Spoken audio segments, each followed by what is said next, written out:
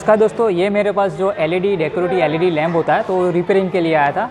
तो अगर आपके पास इस तरह से कोई एलईडी या डेकोरेटिव जो भी लाइटिंग होगी एलईडी, तो अगर इसको रिपेयर करना है यानी उसको आपको ठीक करना है घर पे ही, बेसिक जो भी इसके अंदर फॉल्ट होते हैं तो कैसे उसको फाइंड आउट करके हम रिपेयर करेंगे, इस छोटे से वीडियो में आपको बताने जा रहा हूँ। तो ये देखिए मेरे पास ये डेकोरेटिव एलईडी है, तो यहाँ पर इसका पावर बटन ऑन कर रहा हूँ, फिर भी ये ऑन नहीं हो रहा। इसके लिए इसका चार्जिंग पोर्ट भी यहाँ पे दिया गया है, तो चार्जिंग के लिए भी हम यहाँ पे लगाएंगे तो वो भी यहाँ पे वर्क नहीं करा। स्विच ऑन रखा है, वो भी यहाँ पे वर्क नहीं करा। ठीक है, तो अभी इसमें बेसिक क्या चेक करना है, इसके पीछे आप ध्यान से देखेंगे तो इसके पीछे इस तरह से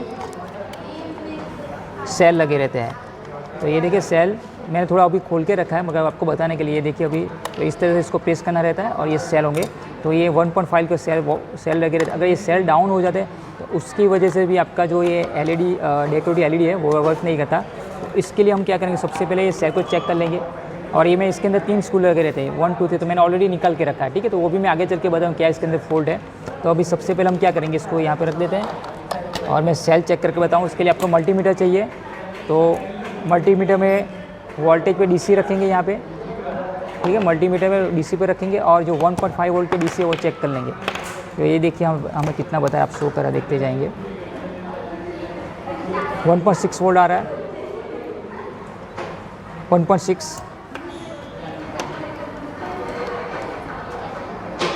1.6 यानी तीनों वोल्ट जो हमारे सेल है नहीं है, इसमें कोई भी यानी डाउन नहीं है। ठीक है, अगर 1.2 1.3 वोल्ट आ रहा है तो इसकी वजह से भी आपका ये एलईडी ग्लो नहीं करता। अगर ये सेल डाउन हो जाए तो नए सेल डालेंगे तो ये चालू हो जाएगा।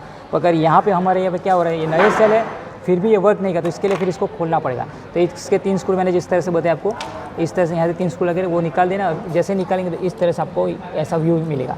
इस तरह का ये आता है प्रोडक्ट। तो इसके अंदर ये इलेक्ट्रॉनिक चिप लगी रहती है और जो सेल के दिए यहाँ पर जो दिए गए इसके इनपुट आउटपुट यानी जो इसके सोल्डिंग पॉइंट है, तो यहाँ से देखिए ये एक बार सोल्डिंग का जो पॉइंट है जो हमारे सेल लगे रहते हैं इस तरह से, तो उसका एक पॉइंट यहाँ से निकल गया था।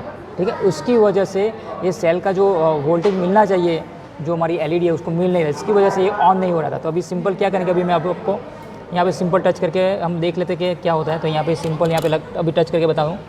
वैसे तो इसको सोल्डिंग करना पड़ेगा, तो पहले आपको सिर्फ चेक कर लेते कि ये वर्क क्यों नहीं करा। तो पहले सबसे पहले सेल लगाते थे इस तरह से, और ये मैंने सेल लगा दिया। अभी ये पॉइंट पे भी मैं धीरे से इसको लगा देता हूँ, टच कर देते हैं। ठीक है, इस तरह से लगा दिया। अभी लगा देंगे यहाँ पे।